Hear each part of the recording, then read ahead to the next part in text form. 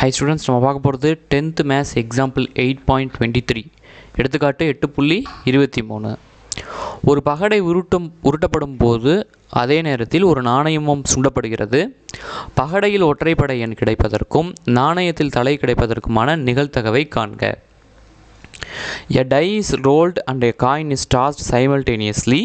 Find the probability that the die shows an odd number and the coin shows an head.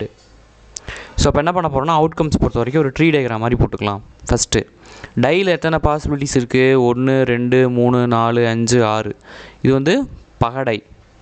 சரியா? பகடை உருட்டுற அதே நேரத்தில் நாணயத்தையும் சுண்டுறோம். சரியா? நாணயத்தில் எத்தனை பாசிபிலிட்டிஸ் இருக்குது? ஹெச்டி இருக்கலாம். அதேமாதிரி ரெண்டாவது டை போடும்போது ஹெச்டின்னு ஒரு 6 தடவை போட்டுக்கிறோம். சரியா? அதாவது ஃபஸ்ட்டு டையில் 1 கிடைக்கும்போது காயினில் ஹெச் கிடைக்கலாம் அல்லது டி கிடைக்கலாம். இதில் 2 கிடைக்கும்போது இதில் ஹெச் கிடைக்கலாம் அல்லது டி கிடைக்கலாம். இதில் 3 கிடைக்கும்போது ஹெச் கிடைக்கலாம், டி கிடைக்கலாம். இதில் 4 கிடைக்கும்போது இதில் ஹெச் கிடைக்கலாம், டி கிடைக்கலாம். இதில் 5 கிடைக்கும்போது இதில் ஹெச் கிடைக்கலாம், டி கிடைக்கலாம். இதில் 6 கிடைக்கும்போது இதில் ஹெச் கிடைக்கலாம், டி கிடைக்கலாம். சரியா? நம்மளுடைய கொஷின் என்ன அப்படின்னா, ஃபஸ்ட்டில் ஒற்றைப்படை எண், இதில் வந்து ஒற்றைப்படை எண் கிடைக்கணும். அப்புறம் வந்து இதில் என்ன சொல்கிறாங்க? தலை சொல்கிறாங்க. சரியா? ஸோ நாணயத்தில் தலை. இப்போ நம்மளுடைய பாசிபிலிட்டிஸ் என்னென்னா 1H 1T, அப்புறம் 2H 2T, அப்புறம் 3H 3T, 4H 4T, 5H 5T, 6H 6T. இதுதான் நம்மளுடைய பாசிபிலிட்டிஸ்.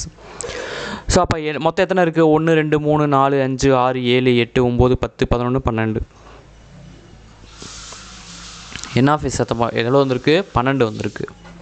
இப்போ ஏ அப்படிங்கிறது என்ன அப்படின்னா, ஒரு ஈவெண்ட் வச்சுக்கிறோம். என்னென்னா, பகடையில் ஒற்றைப்படை எண்ணும் நாணயத்தில் தலை கிடைப்பதற்குமான நிகழ்ச்சி.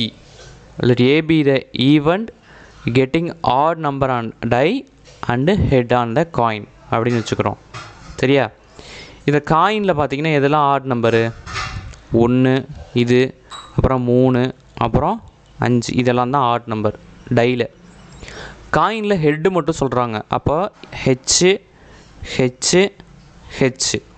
அப்போ 1H 3H 5H இது மட்டும்தான் வரும் இல்லையா? அப்போ மொத்தம் எத்தனை இருக்குது? 3 இருக்குது. அப்போ N of Aங்கிறது என்னது?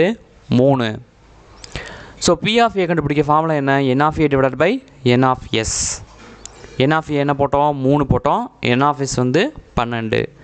கேன்சல் பண்ணால் 1/4. இதான் ஆன்சர்.